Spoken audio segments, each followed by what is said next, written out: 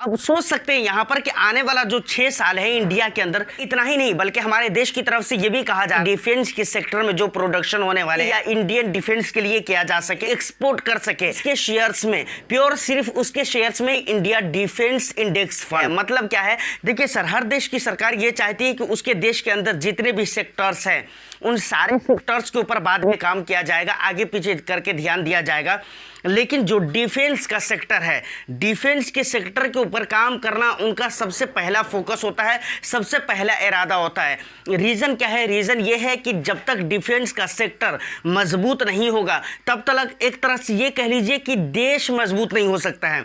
देखिए, अगर आप लाखों हज़ारों देश मजबूत कर लेते हैं, इकोनॉमी ठीक ठाक है, लेकिन दुश्मन जब चाहते हैं तब आपके ऊपर नज़रें उठा सकते हैं, तो फिर मुझे लगता है कि ऐसी देश की इकोनॉमी को भी दुश्मन सलामत नहीं रहने देंगे। इसलिए डिफेंस का सेक्टर मजबूत होना बहुत ही जरूरी है। अगर मैं बात करूं अपने भारत की, तो आत्मनिर्भर बनने की बात हो रही है हमारे भारत के अंदर। अभी अगर हाल फिलहाल की बात करें इंडिया के अंदर, तो डिफेंस मिनिस्ट्री राजनाथ सिंह जी को दी गई है और ये डिफेंस मिनिस्ट्री संभालते ही बहुत बड़ा ऐलान कर दिया। ऐलान क्या किया है इन्होंने? ऐलान ये क्या है कि आने वाले अगले 6 सालों में 100 से लेकर 120 बिलियन डॉलर्स तक डिफेंस के सेक्टर के ऊपर खर्च कर दिया जाएगा। अब सोच सकते हैं आने वाला जो 6 साल है इंडिया के अंदर, वो डिफेंस के सेक्टर के लिए कितना ज्यादा महत्वपूर्ण और कितना ज्यादा इंपॉर्टेंट होने वाला है। और इतना ही नहीं बल्कि हमारे देश की तरफ से यह भी कहा जा रहा है कि डिफेंस के सेक्टर में जो प्रोडक्शन होने वाले हैं वो हमारे इंडिया के अंदर तो होंगे ही, लेकिन इतने ही नहीं होंगे जिसका यूज सिर्फ इंडियन आर्मी के लिए या इंडियन डिफेंस के लिए किया जा सके,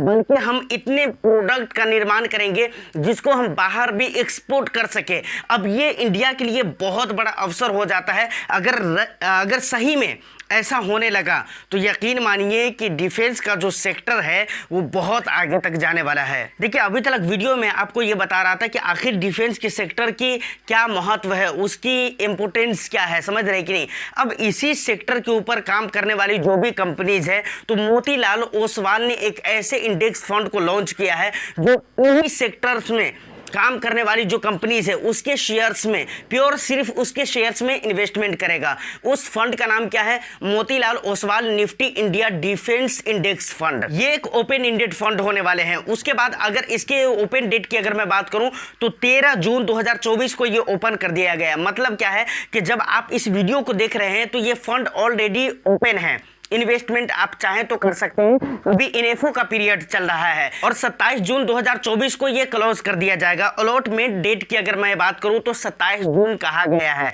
मनी कंट्रोल के वेबसाइट पर, लेकिन आगे पीछे होता रहता है जैसे कि आप हर इनेफो में देखते हैं। तो जो लोग पहले निवेश करेंगे हो सकता है उनको पहले अलॉटमेंट मिल जाए, 27 को मिल ही जाए, या फिर जो लोग बाद में निवेश करेंगे उनको 27, 28, 29 को भी मिल सकते हैं। तो ऐसा भी हो सकता है। देखिए, सबसे बड़ी बात क्या है कि इस फंड की खासियत ये है कि ये ऐसे कंपनीज के शेयर्स में निवेश करने वाले हैं। इंडिया का ये पहला इंडेक्स फंड है जो प्योर इंडिया में लिस्टेड डिफेंस सेक्टर में जो भी कंपनीज है सिर्फ उसके शेयर्स में ये निवेश करने वाला है। इस फंड के फंड मैनेजर की अगर बात की जाए तो राकेश शेट्टी इस फंड को मैनेज करने वाले हैं।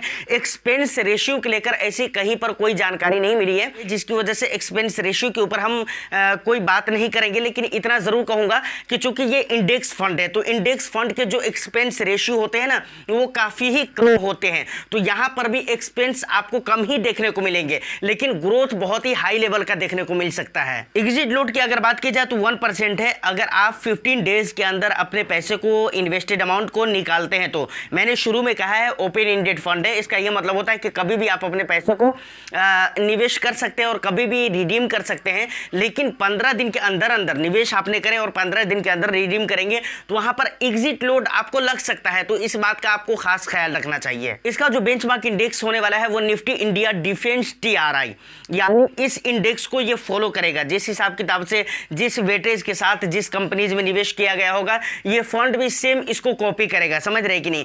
अब बात आती है कि भाई इसमें रिस्क कितने होंगे, देखिए, और रिटर्न्स कितने मिलेंगे।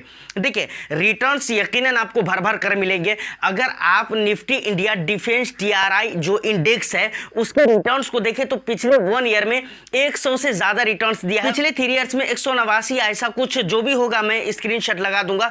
तो इतना ज्यादा करके रिटर्न्स दिया है, समझ रहे कि नहीं। तो अब सोच सकते हैं कि भाई यहाँ पर रिटर्न्स आपको भर भर कर मिलने वाले हैं, लेकिन एक बात याद रहे कि जहां पर रिटर्न्स मिलते हैं ना, वहां पर रिस्क भी रहता है, इस बात को याद रखें।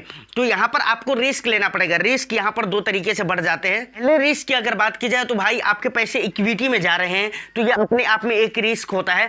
दूसरे तरीके से अगर रिस्क की बात की जाए तो भाई उन्हीं इक्विटी में आपके पैसे जा रहे हैं जो एक ही सेक्टर पे मतलब आधारित है, एक ही सेक्टर के ऊपर डिपेंडेंट है। तो इस हिसाब किताब से अब डिफेंस के सेक्टर में बाय द वे कुछ प्रॉब्लम आते हैं, कुछ दिक्कतें आती हैं, तो वहां पर आपके साथ रिस्क बहुत ही ज्यादा हो जाएगा। लेकिन एक बात हमेशा याद रखें कि मैं इससे पहले भी डिफेंस को लेकर जब भी बात हुई तो मैंने इस बात को जरूरी कहा है कि देखिए, हर सेक्टर में चाहे जो कुछ भी हो जाए, लेकिन गवर्नमेंट भी डिफेंस के सेक्टर को पूरी तरह से सपोर्ट करती है, और डिफेंस के सेक्टर में कुछ भी ऐसा प्रॉब्लम क्रिएट ना हो, इसके लिए गवर्नमेंट भी मतलब पूरी तरह से काम कर रही है। यहाँ पर निवेश करने की अगर बात की जाए तो 5 से 6 सालों के लिए आप निवेश कर सकते हैं। अब देखिए, 5 से 6 साल की जब बात आती है ना, तो बहुत सारी इन्वेस्टर्स के मन में एक और भी सवाल आता है कि मान लीजिए अगर 5 साल के बाद गवर्नमेंट चेंज हो जाती है, तब तो जाकर ये फंड बेकार हो जाएगा, इस फंड में निवेश करना बेकार हो जाएगा। तो सर वहां पर मैं आपको बताना चाहूंगा, चाहे गवर्नमेंट को भी आ जाए,